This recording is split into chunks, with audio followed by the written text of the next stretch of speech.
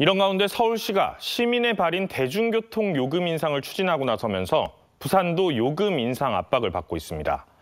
지금 당장은 아니더라도 부산 도시철도와 버스업계 적자는 계속 늘어가고 있어 자구책만으론 해결이 쉽지 않은 상황입니다.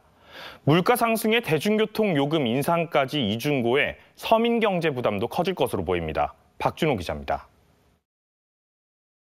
부산 지역 대중교통 요금이 인상될 가능성이 커지고 있습니다.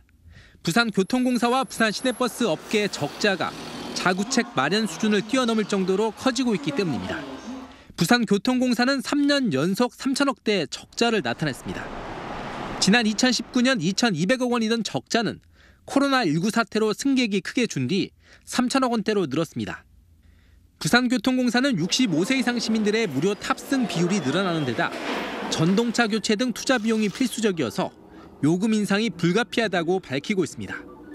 교통공사가 추산한 수송 원가는 기본 요금 1,300원의 2배가 넘는 2,800원입니다. 시설물이나 전동차 노후화에 따른 재투자 비용도 지금 계속해서 늘어나고 있는 상황에서 저희들 적자폭을 저희들 자체적으로 감당할 수 없는 그런 상황이 지금 이르렀기 때문에 준공영제로 운영되는 부산 시내버스도 코로나19 사태 이후 적자가 심각합니다.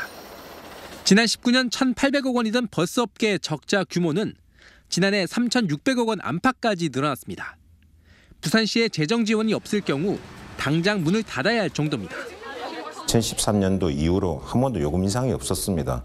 그래서 모든 물가들이 다 상승을 하고 있는데 버스 요금, 그다음 대중교통 요금만 계속 이렇게 정체되어 있는 상태에서 지난 2021년 택시 기본요금을 한 차례 500원 올린 택시업계도 경영난 해소를 위해 또다시 요금 인상을 주장하고 있습니다.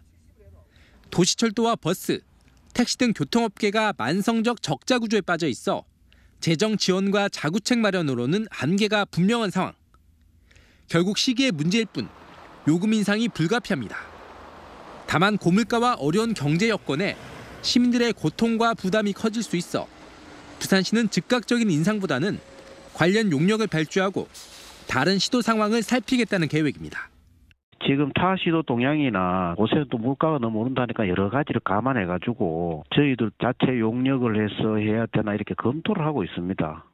서울시가 이르면 4월부터 요금 인상을 추진하겠다고 나선 만큼 부산의 대중교통 요금 인상 여부는 올해 하반기쯤 결정될 가능성이 높습니다.